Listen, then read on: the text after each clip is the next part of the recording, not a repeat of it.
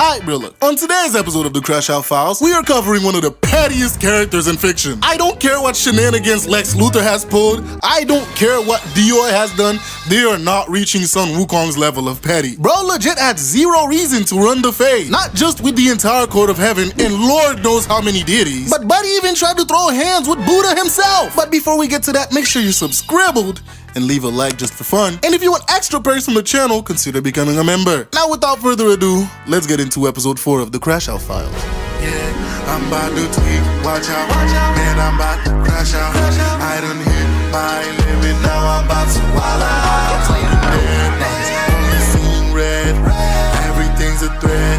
I'm coming straight for next, so watch out. Now, a perfect way that I found to describe Wukong at the beginning of Journey to the West is the severe ends of ADHD, right? But on crack. Bro cannot sit still to save his life. Well, he actually did, but that was a rare occasion. Wukong is a crash out of the highest order, but I'm not gonna be covering the entire story of Journey to the West, but that bit would be way too long. I'm only covering his first crash out until he got pinned under the mountain. Anywho, bro, to start from the beginning. Wukong was born from a rock egg inside of a giant rock on top of a mountain. And the first thing he decided to do was bow to the 4 cardinal directions. Of course, he's not rude. But in the process of doing that, bro fired his laser eye. And they managed to reach the Jade Palace, where the Jade Emperor lives. Basically the big guy upstairs. And everybody was like, huh? What was that? They basically looked down and was like, oh, it's just a stone monkey. And he was like, oh, that's it? Everybody just go back to whatever you were doing. Because apparently a monkey born from a rock being able to shoot lasers is just normal to this guy. Now, the stone monkey, he didn't have a name yet, just lived on Flower Fruit Mountain with all the other monkeys. Until one of the monkeys had the genius idea to follow the river to its source. And all the other monkeys was like, what? That's a great idea. So they followed it, and of course it led to a waterfall. But now this poses another question. What's behind the waterfall? Now, between all these other monkeys, none of them was brave enough to go check out what's on the other side. Until Wukong just hopped through. And what did he find?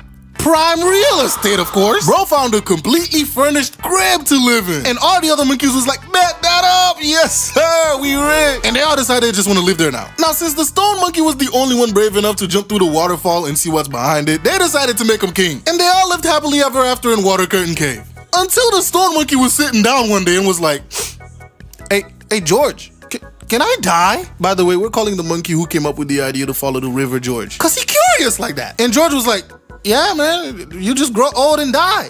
And the stone monkey's world just got turned upside down cause, bro, what? Die? I was just enjoying being born. Now, he wouldn't be going through an existential crisis if he had somebody entertaining to talk to. Oh, hello, monkeys. All right, bruh. Hey, yo! Maybe Frieza's not the best person to ask about monkeys, but with the Polybuzz app, you can create unique characters to talk to. You can even have a conversation with the Monkey King himself. But ladies and gentlemen, the fun doesn't stop there. You can even create your own character to have a chat with. And you can give it whatever personality you like. Well, sign me up, what now? And with over 40 million downloads, it's a guarantee you're not gonna run out of characters to talk to. I even created the hater of all haters right here, that you can use the Polybuzz app to come and talk to. You can use my link in the description or the pinned comment to download the app. And if you want them premium features, well, don't worry, I got you. All you have to do is use the promo code TALK77 to get access to the good stuff. And a huge thanks to Polybuzz for sponsoring the video. Anywho, he decides he can't stand for this. So Brody goes on a pilgrimage. 9 years, 2 whole continents to find a way to extend his life until he ends up on the doorstep of the monk Sabaody. And bro asked Wukong, like, what do you want me to teach you? And bro got straight to the point. He was like, I want to learn how to be immortal. Shut the fuck up, bro. We can't have everybody knowing I could teach you that. That lesson is reserved for my most dedicated students. And Wukong was like, what? I bet. Sabaody decides to teach him how to be immortal. And Wukong, the most ADHD-ridden character in fiction, somehow studied for 7 years to become immortal. And Buddy was happy. He's like, oh man, I finally managed to increase my lifespan. The monk was like, great, but quick disclaimer, the Court of Heaven doesn't agree with this teaching, so they're gonna try to kill you once every 500 years. Wukong was like, you what? First of all, you're supposed to give the disclaimer before I even agreed to this. The monk was like, relax. I'm gonna teach you how to avoid it. In the first 500 years, they're gonna strike you with lightning. After that, they're gonna cook you, literally. And if those two methods don't work, they're just gonna disintegrate you. And Wukong's head was just spinning at this point. Oh, by the way, the monk Sabati was the one who gave Son Wukong his name, meaning monkey awakened to emptiness. Anywho, like I said, bro, Son Wukong's head was just spinning. He ain't know how to take this. But the monk was like, yo, relax. I can teach you how to avoid him. And so he teaches Wukong how to shapeshift into like 72 different things, and also taught him how to fly in the process. And because the monk didn't want to deal with Wukong's shenanigans and him potentially drawing attention to his teachings, bro told him to go the fuck home. And when he finally arrived back at Flower Fruit Mountain, he comes back to find all the other monkeys terrified. Now George is like, hey, yo, where you been? It's been like 16 years. My bad, gang. You know, I had to take time to myself to level up real quick. Why is there less of you guys here? So yeah, about that. While you were gone, this big old demon was just coming around kidnapping monkeys for slaves. Wukong was flabbergasted. And then he got angry. So he goes to the dude's crib and he's like, yo, word on the street is you've been kidnapping my monkeys to use as servants. Run me the fade. And of course, since Wukong just learned a whole bunch of new abilities, he beats the brakes off this dude and take all his monkeys back. And then he thinks for a second, he's like, yo, we cannot have this happening again, bro. Y'all need to learn to defend yourselves. So he trains all of them and give them weapons. Great. But then he's like, damn, none of these weapons work for me, because he's too cool. But here comes George being helpful again. Yo, Wukong, you know, I heard the Dragon King of the East, he has weapons. You might, hey, go check up with him. So Wukong goes to the Dragon King's palace to get a weapon. And he wasn't satisfied with anything until he saw this big ass pillar. And he's like, damn, Loki, that would be great, but it's too big. But once he grabs it, it shrunk to the size he desired. And Brody was like, hey, yo, I'm about to go crazy with this right here. But the Dragon King of the East was just flabbergasted because, bruh, that pillar weighs like 17,000 pounds. Now, Wukong was absolutely happy, but then he was like, damn, bro, this is great, but the fit ain't fitting. I got this cool-ass staff, but some FUBUs on my feet. And this is where the crash out begins. Because bro was like, hey, yo, Dragon King, you got a fit for me that could go with this? With like some black forces or anything? And the Dragon King was like, before you answer that, I might just have to test the potency of this staff on your head. But I'ma just convene with my brothers and we'll see if we can get you something. Brody really threatened the Dragon King just so he could get a fit to go with the staff. Anywho, the Dragon King convened with his brothers and they made him this golden armor with some black forces because this nigga's unhinged. And they sent him on his way. He gets back to Flower Fruit Mountain and decided he wanted to show off his fit. But in all his excitement, he transforms into a giant version of himself, scaring a bunch of the local demon kings on Flower Fruit Mountain. And they all pulled up and was like, hey bro, we don't want any problems. And Wukong was like, oh, bet that up. Hey, finally got some respect around this bitch. And he goes back to living his daily life, chilling. But one day as he was sleeping, two emissaries of King Yama, the guy who rules the underworld, comes and takes his soul. And he woke up and beat the brakes out of both of them, killing them. And he rampaged his way up to the 10 Kings to launch a complaint. He pulls up and is like, hey, yo, this is an injustice. I'm supposed to be immortal and somehow I was kidnapped out of my sleep and brought to the underworld. Somebody gotta pay. And the 10 Kings were like, yo, relax. It was probably just a mistake. Mistake? Yeah, bro, you probably were supposed to die today and it's in the Ledgers of Death, so it's not their fault. What? Who's at fault? They're like, look, just go and check the Ledgers of Death if your name is still in there. So Wukong goes and checks for his name, finds it in the Ledger of Death, erases it, along with a bunch of other monkeys he knows,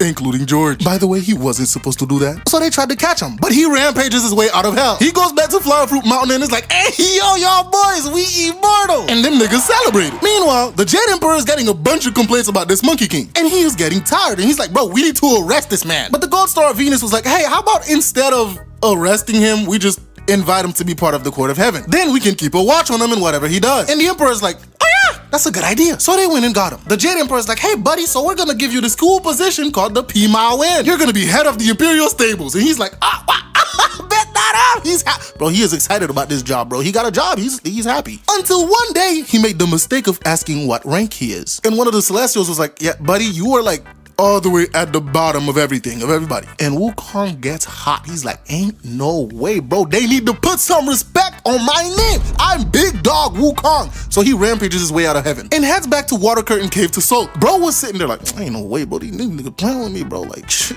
like the Big Dog Wukong, man, they should be calling me the great sage equal to heaven. He's like, oh yeah, that's a great time. Bro, I am the great sage equal to heaven. Now the Jade Emperor hears about this. He's like, oh my goodness, bruh. Somebody go get him. So they send the mighty spirit god to get him, and he gets his ass beat. And after that, they decided to send Neja after him. And let me tell you, bro, Neja is so cool. Like, he got these flaming wheels that he rides on, bro. There's like a whole movie. Anywho, Neja's like, yo, stop being a crybaby and come out. And Wukong's like, yo, go tell your boss I want to be called the great sage equal to heaven. By the way, this is Wukong's entire reason for crashing out the way he does. Like, Brody crashed out over a title. Neja's like, bump that, bro, we're gonna square up. Neja transforms into this 3-headed, 6-armed creature to fight Wukong. And Wukong was like, bet, and does the same thing. And they were pretty evenly matched. Until Wukong decides he wants to pull a Naruto. Bro makes a clone, tricks Neja, and then bonked him on the head. Neja losing, flies back to heaven, he's like, he bonked me on the head. He said he wants to be called the great sage equal to heaven. The Jade Emperor is like, the great what? You know what? I'm tired of playing these games. You send the army and off with his head. But the god star of Venus who was there, he's like, yo, chill, relax. Why don't we just do as he says? Huh? I mean, we just give him an empty title. That way, we don't have to lose our entire army fighting one monkey. The Jade Emperor agrees, and they went to get him. They're like, all right, Wukong, you know, we recognize you, and you will be known as the great sage equal to heaven. They give this man his own luxurious little room, bro, where he gets his own servants and waited on, bro, like feeding grapes. Bro was happy. But then one of the Celestials was talking to the Jade Emperor, and he's like, wait, what happens when Wukong gets bored? Because with how Wukong is, it's not a matter of if, but when he gets bored. And the Jade Emperor got some more flashbacks. He's like, fuck, we need to do something about this. So he's like, Wukong, I got an important, like, super important job for you, buddy. I need you to tend to the Garden of Immortal Peaches. And Wukong is excited because, hey, he has an important job to do. And the Jade Emperor sighs with relief because he's like, whew, that'll keep him busy for a while. But remember, Wukong is 1, impulsive, 2, has ADHD on crack. So when he's watching the Immortal Peaches, he's bored. And he's like, damn, these are some delicious looking peaches. Let me try one. Next thing you know, nigga ate the entire Garden of Peaches, making him doubly immortal. So when it's time to have the Heavenly Peach Festival, the Queen Mother of Heaven sends her maidens to get the peaches. And when they got there, they're like, yo! Wukong, what have you done? Where are all the peaches? And Wukong getting caught, he's like, shit. He knocks him out and tie him up. And then he's like, hey, yo, did they say something about a party? I wasn't invited? So bro transforms into a random celestial that was invited and goes to the party. When he gets there, he smells the wine. He's like, shit, we about to get fun.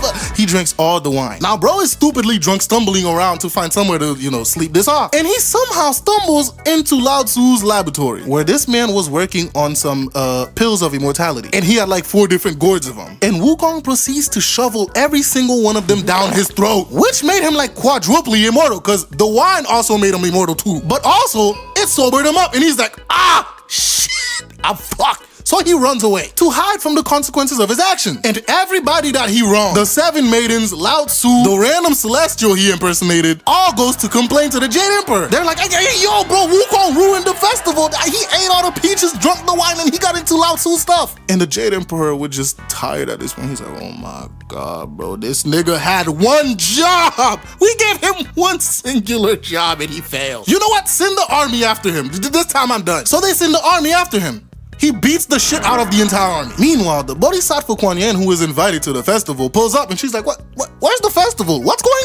on? And they explain to her what Wukong did. So she sends her attendant Moksha to check out what's going on. Moksha gets into a fight with Wukong, eventually losing. So he goes back to Kuan Yin. He's like, hey, yo, that nigga is strong, bro. What the hell? And he done demolished the entire army down there. Kuan Yin's like, oh, well, I know somebody that might be able to help. So they send Erling Shen to fight him, because he's just that guy. And still, Wukong was matching this man in battle. While they were having their crazy transformation battles, Lao Tzu pulls up with a diamond snare and catches Wukong. Great! But what do we do with him? And the Jade Emperor, completely forgetting what the word immortal means, tried a bunch of different ways to kill him, which doesn't work. Until Lao Tzu's like, hey, what? We can shove him in my brazier of 8 trigrams for 49 days. That should remove all the immortality out of him and leave him dead in the process. So hey, everybody wins. And that's what they decided to do. 49 days later, they opened the brazier and Brody is mad because the only thing the brazier did was turn his eyes red from the smoke. And yeah, he's pissed, so he beats his way out of heaven. And everybody's like, shit. Here we go again. Now at this current point, the Jade Emperor is so he's just so tired of this. He is completely done with Wukong shenanigans and doesn't see any other way. So he calls the Buddha for help. He's like, oh my God, bro, can you come down here and help us? We've tried everything. We can't with this monkey. So Buddha pulls up while Wukong is fighting 36 thunder deities. And he's like, hey, yo, Wukong, bro, what's going on? And Wukong being in his head, he's like, you know what?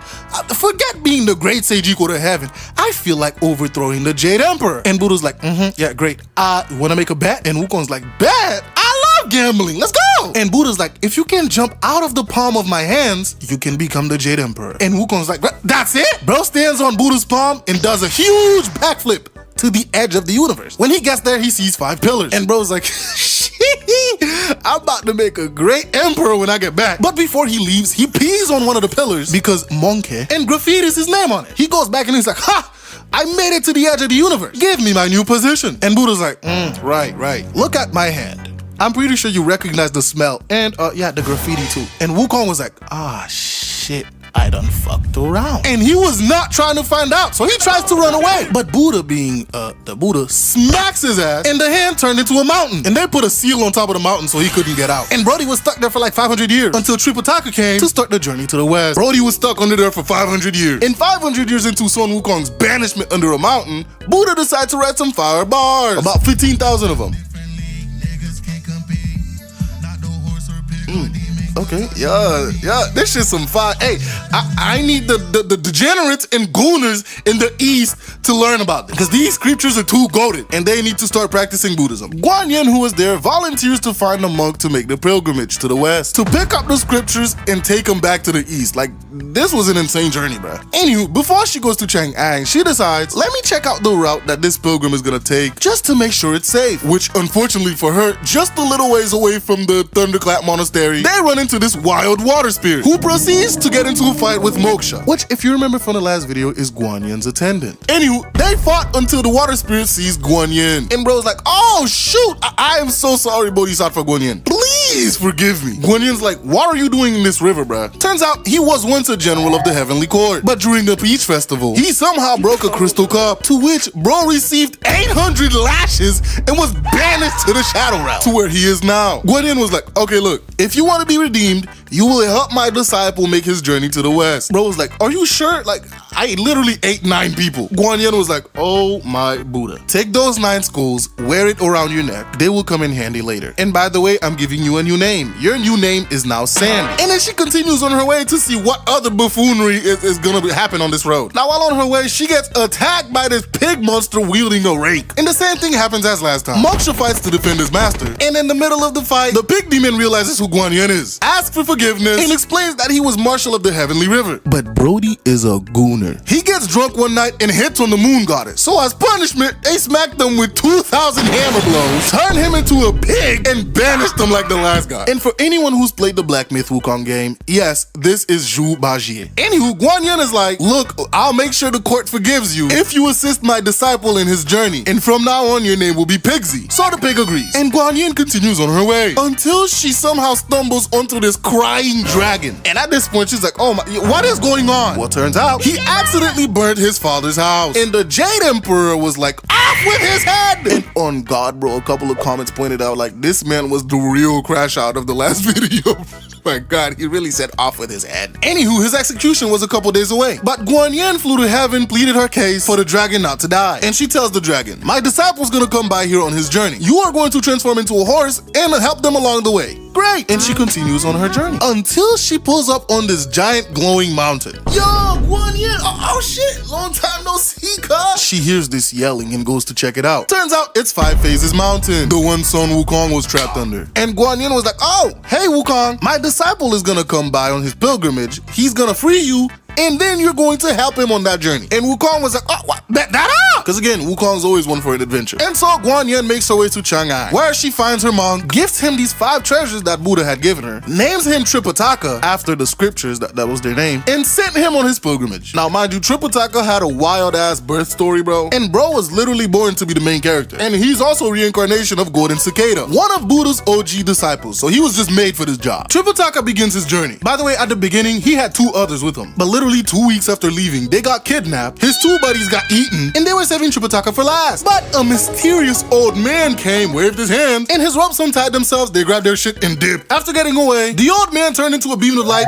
and went to heaven, leaving a note behind saying he was a celestial sent to help. Great. Tripitaka gets back on his journey to literally a day later. His horse collapses, because again, they're hungry as hell, and their paths were blocked by snakes and tigers, until a good old friendly hunter pulled up, saved them, and took him to his house to rest. Now, while Tripitaka was there, he really couldn't eat anything, because he's vegetarian, and the hunter and his family, they eat meat. But you know, they're very kind people, so they did something for him. Now, while he's at their house, he holds a mass for them, and he ended up helping the hunter's dead father, whose soul was in hell. They tried to pay him, but he politely declined. So the hunter resigned to escorting him as far as he could to the edge of the Tang Empire. And he was like, well, I can't go any further, so you're on your own for now, bro. Just stay safe, don't get kidnapped. And Tripitaka was back to his lonesome until he hears somebody calling him master. Now I want you to guess who this is. Yep, it's the boy Wukong trapped under the mountain. Bro's like, hey, I'm supposed to help you along your journey. All you gotta do is free me from under this mountain. Tripitaka looked at him like crazy, bro. Dude's like, how on...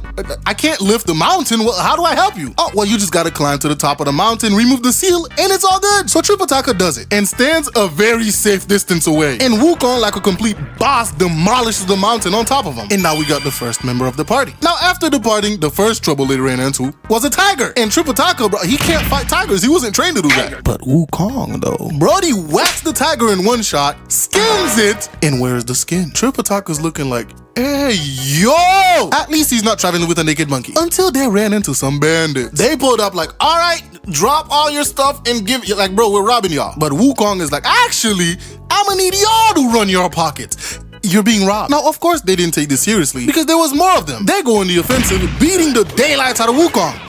But it did nothing. And Wukong's like, all right, my turn. He brutally murders all 6 of them and took their shit, like he said. And then he goes back to Tripitaka all proud and shit, until Tripitaka was like, yeah, nah, this ain't it, Wukong. You are way too quick to kill niggas. In case you forgot, your Crashout ways are the reason you were stuck under a mountain for 500 years, broski. You'll never become a monk if you continue like this. And Wukong got mad. Bro was like, you know what, man? Fuck this. You can continue this shit on your own and leave. Tripitaka was like, bruh, now I gotta continue on my own. So he does until he runs into an old lady. He explained how he was traveling with this troublesome monkey. So the old lady gave him a robe and a cap. She's like, give him these. I bet you he'll stop acting like an ass once he gets some drip. She also teaches him this spell just in case the monkey starts being a head ass. After that, the old lady turns into a beam of light and flies east. That was Guan Yin, by the way. Now Wukong ended up going to one of his dragon pals in the Eastern Ocean to ask for some advice. To which the dragon told him, yeah bro, if you continue being a lazy head ass and refuse to accept criticism, you're gonna be continued to be viewed as more of a demon than an actual immortal like you want. Wukong was like, Loki, you right. Alright, I'm gonna head back. And gets on his way. Until he ran into Guan Yin, who promptly chewed his ass out and told him to go back. When he got back to Tripitaka and he was offered the drip, bro was happy. Until he recited the spell, which gave Wukong a splitting headache thanks to the cap tightening around his big ass head. Now mind you, Wukong haven't gotten out of his Crashout ways. So bro tried to sneak behind him and whack him in the back of the head. But Tripitaka was too fast with the spell and gave him a headache again, which forced his ass to chill. They went on their way until they stopped in front of a river. And then this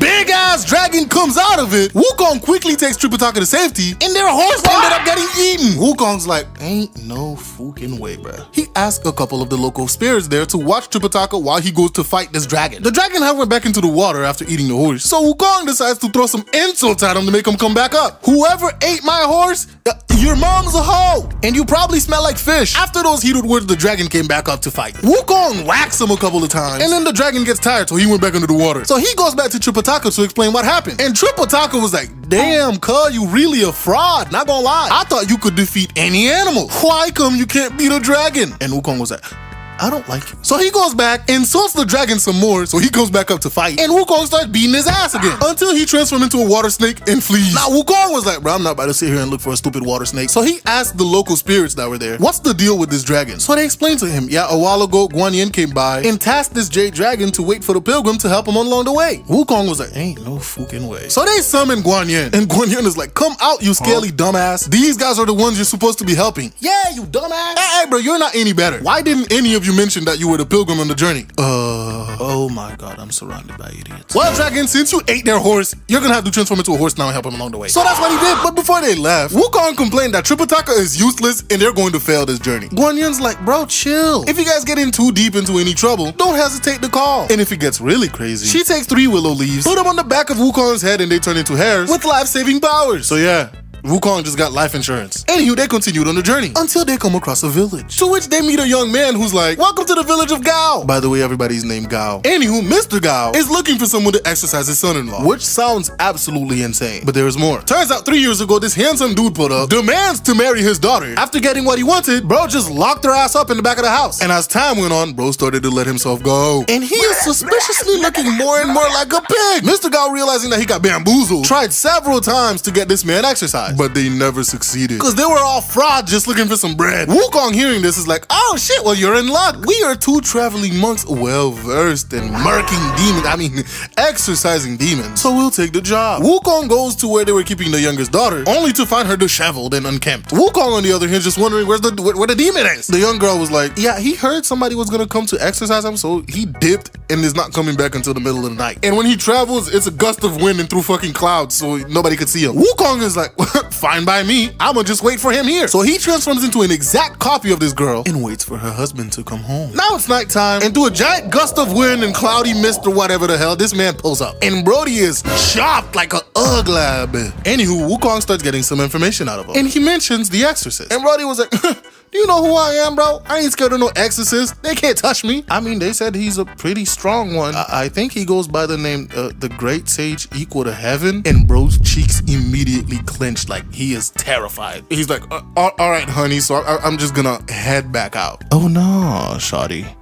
Why don't you stay for dinner? So bro books it out of there, and Wukong chased after his ass. They ended up back at his crib, and Wukong decided to go back to Mr. Gao and Tripitaka to tell him what he's learned. Mr. Gao was like, oh wow, thanks for chasing him off, but we need that nigga dead. Wukong's like, what? Wasn't he a really hard worker? So why don't you just spare him? But even Tripitaka was like, yeah, nah, bro, that nigga need to go. So Wukong goes back to his cave, smash that bitch open, and is like, all right, broski, the boss said you gotta go. So the pig prepares to fight, but Wukong's like, yo, why are you fighting with a rake? And bro was like, this ain't no regular rake. I can demolish you in a single hit. And he smacks Wukong in the head with the rake, but nothing happened. So what's your workout routine? Wukong's like, yeah, nah, I'm just him. That's why I'm traveling with the monk to deliver these scriptures. And the pig demon is like, oh shit, Guan Yin, you know her? Yeah, she came by a while ago and told me I need to assist this monk on his journey to the west, so I could redeem myself. So they fly back to Tripitaka, explains the situation, and Tripitaka, cheerful as always, is excited to have a new disciple on his trip. So the problem is solved, day is saved, they enjoy some food, and it's all good. Now the three continues their journey to the west until they come across a giant ass river, named the River of Flowing Sands. And you'll never guess what's inside the river. Yes indeed, it's the river spirit that's supposed to help them along the way. But they don't know that. So when he pulls up and tries to attack Tripitaka, Wukong takes him to safety. Meanwhile, Pigsy starts squaring up with the dude. Wukong is sitting there watching the fight, but he gets impatient and hops in, smack this nigga in the head. And Pigsy is like, yo, what the hell? I had it. Meanwhile, the dude they were fighting went underwater. So they went back to Tripitaka to come up with a plan. They're like, bruh, we need this dude to take us across, but I doubt he's gonna do it willingly, so we're just gonna force him. Now, if you remember from his earlier fight with the dragon, Wukong cannot fight underwater. So he tells Pigsy, hey bro, you're gonna go under the water, fight this nigga, force him to come up, and when he does, I'll whack him with my staff. Great plan. Except the execution sucked, because after 4 hours of fighting, Pigsy managed to lure him out of the water, and Wukong gets to whacking. But after getting smacked in the head, bro went back into the water. So they're standing there like, damn bro, what do we do? Yeah, I can travel on clouds, but that's because I'm like a celestial being. Tripitaka's bones are too heavy, he just fall in, and he has to go through these trials, so we can't just fly his ass across. So they decided to call it a day. Next morning, they formulate a new plan. Pigsy lure him out the water, but this time Wukong will be patient, and at the opportune moment, Wukong will hop in the fight to block his escape route. Again, great plan. Poor execution. Because when Pigsy was like, oh no,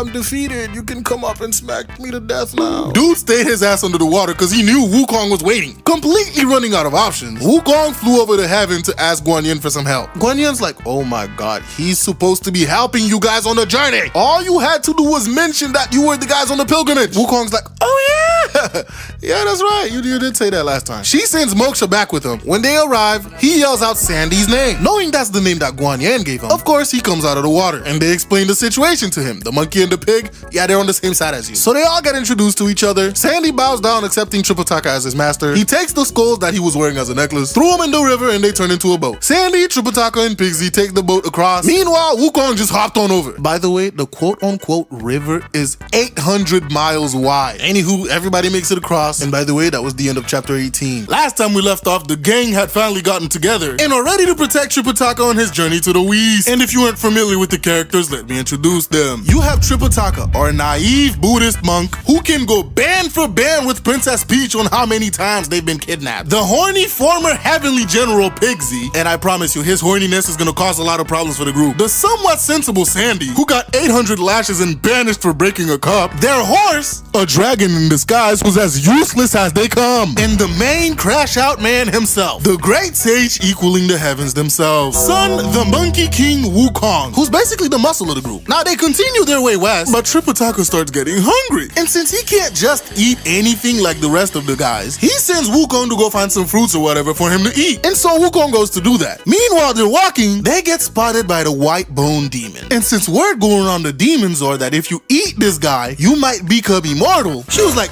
bet that up, I could eat him now. But then she also notices Pigsy and Sandy with him, and so she comes up with a plan. She transforms into a young lady carrying a bowl of rice. And when she meets them, she's like, oh, wow, look at this, I got a convenient bowl of rice for you. And none of the other guys question this because they can't tell that she's a demon until Wukong comes back. Notices with his special eyes that there's a demon talking to this dude, and with no hesitation, man's get the fattest whack that he could on her, killing the demon. Or so they think. But you see, the demon had this ability to just remove her soul from her body just for cases like this. And she ended up escaping. Tripitaka's like, hey, yo, monkey, what have you done? You just killed an innocent lady. But he's like, dude, that was a demon trying to trick y'all. I just saved your life. Look at this so-called bowl of rice she was carrying. It was just a bunch of maggots and worms. Tripitaka starts thinking, he's like, oh shit, maybe you're right. But then here comes Pigsy's horny ass. All because he didn't get a chance with the girl. Bro's like, bullshit. What's more believable? Wukong killed a demon, or he just used his magic to turn the bowl of rice into maggots and worms to escape the fact that he just committed some murder. That monkey is guilty. So Tripitaka uses the spell and gives him a splitting headache. And he's like, you know what, Wukong, I'm gonna have to kick you out of the party. But Wukong's like, please, master, don't! And begs to stay in the party. So Tripitaka gives him one more chance. And they continue along the way. So the demon transforms into an elderly lady. And Pigsy's like, oh, that's probably the mom of the lady you just killed. But Wukong did some math and he's like, hey bro, that shit don't make no sense. That girl was around 20. And this lady looks about 80 years old. You're telling me this old lady had a kid at 60 years old? Bullshit. So he whacks the fuck out of the old lady, killing her. But the demon did the same trick again. And Tripitaka's like, ah, Wukong, you did it again. And proceeds to tighten that shit around his head 20 times. And banishes Wukong from the party. And Wukong's like, man, you know what, whatever, bro. Can you at least remove this shit from my head? But they didn't teach Tripitaka the loosening spell. So he forgave him and allowed Wukong to stay. And this time, the demon decides to transform into an old man. And Pigsy, like a gold Olympic athlete, jumps to conclusion. That must be the father and husband of the two that Wukong brutally murdered. Anywho, bro, the old man just goes along with their stupid story, saying indeed he is looking for his wife and daughter. Now Wukong can see through this bullshit, so he asks a couple of the local spirits, hey bro, when I kill this demon, I need y'all to be on the lookout for a soul that escapes. And bro proceeds to smack the fuck out of the old man, killing him. Tripitaka seeing this, and he's like, hey yo, Wukong! But bro called him over to look at the body, which was just some bones. And on the spine it said the white bone demon. Now Tripitaka almost believed this until Pigsy opens his mouth again.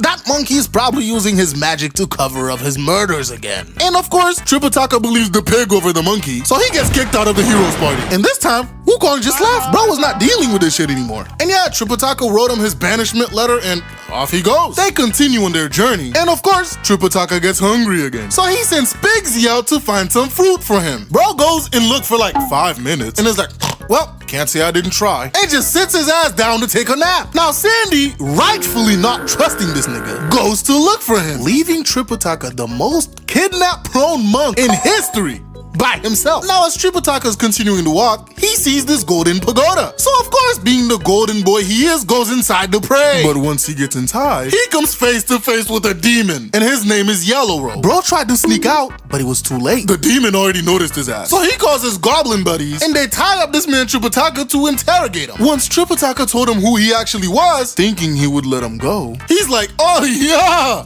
we about to have a feast. face. Now, Tripitaka also told him that he was traveling with 2 others and a horse. So he holds back on eating him, leaving him as bait so when the others come to rescue him, he gets more food to eat. Now, while this was happening, son Wukong gets back to Flower Fruit Mountain, only to find his monkey buddies in absolute distress and terror. Turns out, they've been getting hunted by a band of hunters. And of course, son Wukong, being the sophisticated, level-headed monkey that he is, relieves some stress by murking every single one of them when they came back. Now back to Sandy and Pigsy. Sandy finds his dumbass mumbling in his sleep, and he's like, hey, I already knew you was on some bullshit. So he drags Pigsy heavy ass back to the horse, and when they get there, they're like, oh shit!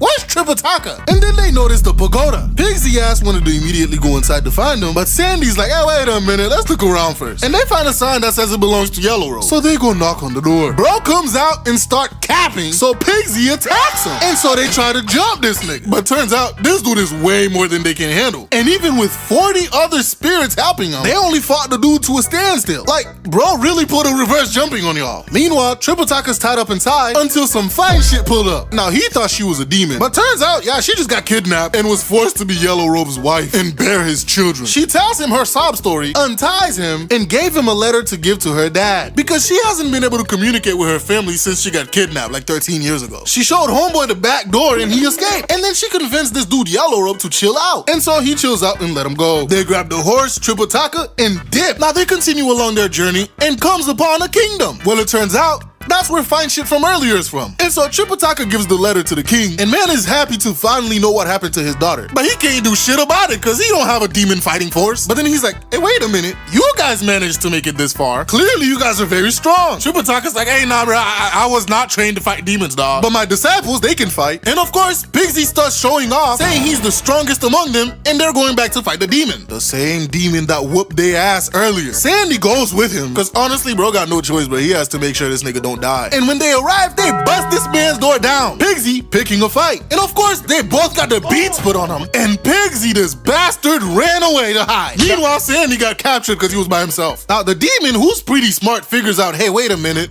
This girl must have sent a letter back to her daddy, and that's why you niggas returned. And bro promptly gets mad at his wife with giant air quotes around the wife part. And of course she lies and says she did no such thing. Sandy, who has more than 2 working brain cells, unlike a certain pig we know, catches on and says she's telling the truth. And the demon quickly turns around back to loving his wife. Now bro decides he's going to pay the king a visit and transforms into a handsome man. Bro gets there and is like, Your Majesty, I am your new son. And the king was confused, of course, but he continues. While upon my great journey, I happened upon your daughter being attacked by a vile tiger demon. But of course, I stepped in and drove the demon back. We wedded 13 years ago, and at my wife's request, I allowed the tiger to leave. But recently, he's eaten some monks of the Tang Empire, taking their papers and disguising himself as one of them. And bro notices Tripitaka. That's him! The vile tiger demon I chased away. And bro uses some illusion magic to turn Tripitaka into that tiger demon. And of course, the guards came and Tripitaka was locked up. Now they threw the demon a giant party. Bro ended up getting drunk and transformed back into his demon self, picked one of the girls playing music and bit her head off. Now the horse who was in the stables gets word of what happened to Tripitaka, and with everybody else gone, it's up to him to finally be useful. So bro transforms into some fine shit, got close to Yellow Robe and tried to assassinate him, but bro somehow failed and got wounded. So he had to go back to being useless. Pigsy finally decides to come out of hiding, realizing that Sandy has been caught. He's like, well, that's rough, buddy. I'm not going back in there. So he makes his way back to the kingdom where he finds the wounded dragon, and bro explained what happened. And Pigsy is like, you guys are cooked, not gonna lie. What do you mean, you guys? Yes, you guys, because I'm about to pack my shit and go back to my kidnapped wife and live a happy life. The horse is like, oh hell no, you're not leaving. What you're going to do is go to Flower Fruit Mountain and apologize to Wukong, explain the situation and bring him back here. So reluctantly, Pigsy hops on his cloud and goes to Flower Fruit Mountain. Bro gets there and find Wukong partying. That nigga's enjoying life. He tries to stealthily get in there, but Wukong's monkey army caught his ass and brings him to Wukong. And bro's like, oh shit, Pigsy, what's good? What brings you here? Oh, you know, we missed you a lot, you know, me and the boys, we missed you and wanted you to come back. Cut the bullshit, Pigsy, what's the problem? No, for real, Master just misses you and, you know, I just wanted to come and bring you back for a visit. Are you sure? Yes, we're good. Well, shit, if you say so, then stay and party with us for a couple of days, yeah. So they got to partying and drinking since Pigsy's not in a hurry. Meanwhile, here's Pigsy. Wukong, we should really go back and see Master. It's getting really late and we don't want to keep him waiting. Oh, yeah, you right. All right, wait, get going, bro. You're not coming?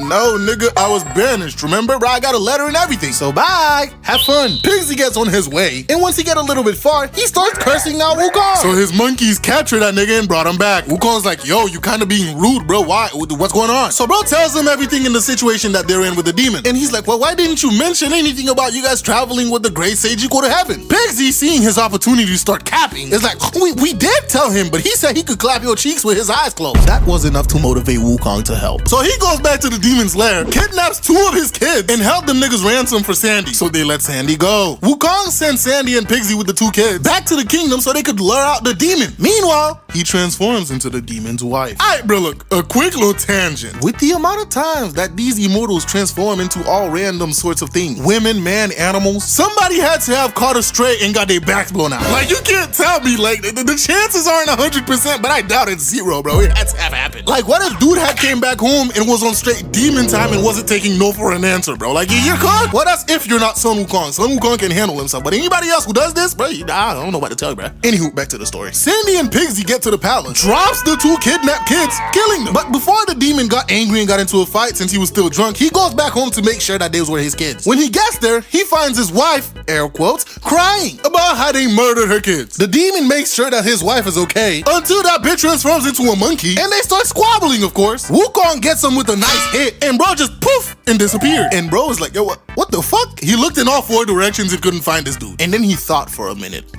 I couldn't find a spirit anywhere here on earth after killing him. So he must have been a heavenly spirit. So bro busts his way back into heaven and is like, all right, and demands out of all the spirits up there who was unaccounted for the past couple of days. They looked and found out that the Ravati, the Woodwolf star, was missing for 13 days, which equals 13 years in earth time. So they called Ravati up to explain himself. And it turns out him and Fine Shit were in love and wanted to elope, immediately realizing that it wouldn't be a good idea to do this in heaven. So they escaped down to earth to continue their love in secret. And that explained the entire situation. So they locked his dumb ass up, and Wukong flew back down to earth to finally rescue Tripitaka. He comes back with the princess, she explains everything that happened. He finally rescues Tripitaka, who was just tied up in an illusion throughout this entire thing. And everybody made up and continued their journey to the west. They continued with the journey until they came upon this huge foreboding mountain. Tripitaka immediately started getting the heebie-jeebies. So Wukong sent Pigsy to scout ahead. And just to be sure, he turned into a fly to follow his ass. Bro goes far enough just to get out of their line of sight and just sat his ass down to take a nap until Wukong bites him in the face. So bro gets up and come up with a lie to tell them when he gets back about how this mountain is home to 2 demon brothers who are ready to eat the pilgrim. Monkey hears this plan and goes to snitch. So when he came back and tried to tell this lie, he was promptly reprimanded by Tripitaka and told to go search properly. But ladies and gentlemen, it turns out that lie he made up is true. There was a demon stronghold on top of the mountain and they spotted his ass and captured him. Now these demon brothers, they were prepared. Their names are Silverhorn and Goldhorn. They were prepared because they knew the pilgrim was gonna make his way here, and they know when they eat him, they'll be set for life, like thousands of years. Now Silverhorn goes to check out what he's dealing with, knowing that he's gonna have to separate Tripitaka from Wukong to get him. Bro was surveying until he saw Wukong pull off some crazy ass martial arts moves, and bro got terrified. So he disguises himself as a monk with a broken leg, and Tripitaka, being the golden boy he is like, we have to help this poor monk in need. Monkey, why don't you carry him on your back? Oh my god, bruh. But Tripitaka's like, stop being rude to our guest and carry him. So of course he obeys his master and does what he's told. He lets everybody walk a little ahead of him, and Wukong starts talking to the demon on his back. So yeah, my good buddy, I do know you're a demon, right? And I promise you, the first cliff I see, I will be tossing you off that shit harder than Jeff the Shark could ever try in his life. The demon panics and drops 3 fucking mountains on this dude, 2 on his shoulders and 1 on his head, which pins Wukong down long enough for him to capture Tripitaka, Pigsy, and that dumbass horse. While they're tied up in the demon's lair, a couple of the local spirits finally realize who they trapped under the 3 mountains. Wukong being a well-known Crashout, they didn't want any of the smoke, so they apologized and got him from under the mountain. While he's talking to the local spirits, 2 mook demons who were sent to finish him off pull up, and he notices they're glowing, so of course he asks. And they inform him the 2 demons are carrying sacred treasures. Bro's like, treasures? Don't mind if I do. So he transforms into an old monk, pulls up to them and is like, oh hey, what do you guys got there? And they explain. They have a crimson gold calabash and a mutton jade vase. They basically do the same thing. If they call out somebody's name and they answer, the person gets sucked up and dissolved. Wukong is impressed impressed. He's like, oh shit, that's pretty cool. I have a gourd that can suck up heaven itself. Wanna trade? Of course, they didn't believe his ass. So he gets a couple of spirits to help him out. They go to the Jade Emperor and explain his plan. And bro was like, what the fuck? No! Until Nezha came and was like, well, we don't really have to give him the sky. All we gotta do is blacken it out and, you know, get the same effect. So that's what they did. And just like that, Wukong tricked these idiots into giving them their treasures. So they go back to the Demon Brothers to explain what happened. And even though they were frustrated, they weren't like too mad about it. But they did send those two goons to go fetch their mother so she can participate in the eating of Tripitaka and his buddies. And of course, they told her to bring her treasure along too, a golden robe. Now Wukong hearing this is like, I'm about to pull off another lick. So he followed the two on their way, kills them, makes a clone, and transforms into them. So he goes and invites the demon's mother, telling her to bring her golden robe so they could catch this handsome monkey that's been bothering them. Now on their way back to the Demon Brothers, the mother was accompanied by a couple of goons who were carrying her. Wukong stops to eat some bread, and the goons come and ask him for some. Bro turns around and murks them niggas, and then killed the mom along with him. Bro, this man is a true crash out, bruh. Imagine killing them niggas because they came and asked you for some bread, bruh. I mean, he had a plan to kill them anyways, but like, I feel like them asking for bread expedited their death. That's crazy. Anywho, after killing him, he makes more clones, transforms into the mom, and transforms the clone into the other guys. And they made their way to the Demon Brothers. When he gets there, they greet their mother, and he greets them back. And Pigsy starts fucking dying laughing. Why, you may ask? Because he saw the tail and immediately knew it was Wukong transformed into their mother. The brothers offered Tripitaka to the mom, but she's like, nah, I think I'll have some grill first. My Haitians in the comment know what I'm talking about. Pigsy, having 0 brain cells, blow his cover. And at the same time, another servant came running and they're like, hey, yo, we just found your mother and her entire entourage dead. Wukong, having been found out, transforms into a blinding light and escapes. The older brother's like, low-key, this ain't worth it, bruh. But Silverhorn, the younger one, goes and gets into a fight with Wukong. Now they're evenly matched, so Wukong decides, oh yeah, I have a golden robe. So he tries to use it on Silverhorn and ties him up. Unfortunately for Wukong, he knew the spell to loosen it. And bro pulls a Uno reverse, ties up Wukong, and starts whacking him on the head. But since this is Wukong, it didn't really do anything. So Silverhorn just took his ass back to the cave, tied him up with the rest, and took the other treasures from him. But Wukong wasn't gonna stay tied up for too long. So he transformed his staff into a file and cut the rope, makes a clone, and put him there in his place. Bro proceeds to transform into a servant, steal the rope back, goes outside, and challenge these niggas to a fight. But he's like, I'm Son Wukong's brother, Yaknam, which is just monkey backwards. Now he thought the gourd wouldn't work because that's not his real name. But unfortunately for him, that shit still worked and sucked his stupid ass up in the gourd. Now Wukong is not gonna dissolve anytime soon because of just how many layers of immortality he has right now. But bro decides to put on his best performance. Oh, the horror of humanity are melting.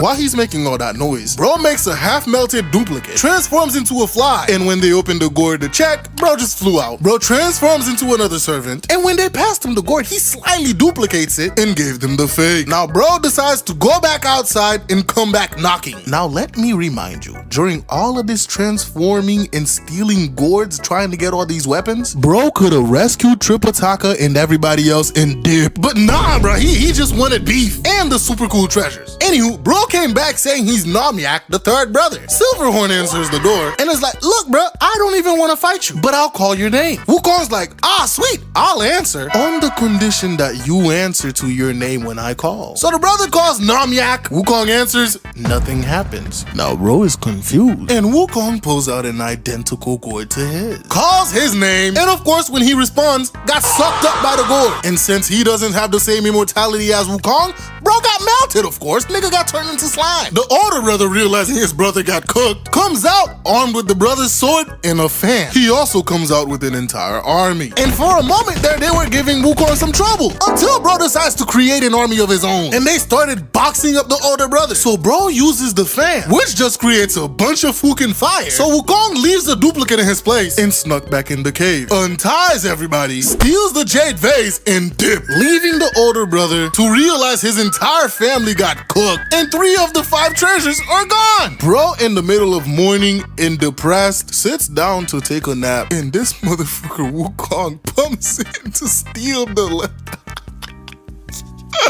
bro, Bro, he comes back while dude is napping to steal the fan. Bro wakes up and they get into a fight, but he was no match for Wukong, and bro just took the fan and dipped. He unties everybody and they sit down to have a meal. Now, Golden Horn goes back to the home of his mother to recruit her army to come and fight with him. While he's doing that, his uncle pulls up with his own army. And so they all go to fight Wukong. But bro came out armed to the teeth with all of the stolen treasure. And he also had Pigsy helping him. They squared up and boxed, with them even switching opponents. But eventually, the two started getting overwhelmed by the big-ass army that they brought, until Sandy pulls up to handle the army. While he's doing that, Pigsy finally does something useful and killed the uncle. Golden Horn, seeing this, starts running his ass away. So Wukong pulls out the green vase and calls out his name. Him thinking it's one of the demons under his army that caught him, answers, only to get sucked up by the vase and dissolve. And hooray, Wukong has 5 powerful artifacts in his hand now. So the next morning, they sit down in the cave to eat some breakfast, when Lao Tzu pulls up. And he's like, alright Wukong, I'm gonna need you to hand over my treasures, bruh. Oh, what? Yeah, those 2 brothers were once my servants. They left and stole my treasure. Wukong's like, how did you let 2 servants steal your treasures and get away with it? Watch your tone, monkey. Bodhisattva Guanyin told me not to do anything about it, to test the pilgrim's resolve. Bro poured out the liquids and restored the servants back to how they were. And then bro just left and went back to heaven, leaving them to continue on with their journey to the west. Ladies and gentlemen, this was the end of chapter 23. Next part, we're starting on chapter 24. And an enormous shout out to Omi for the amazing work he does on these videos. They take a lot of time and effort. And so I would really appreciate it if you guys would share the video. Leave a like if you enjoyed, subscribe,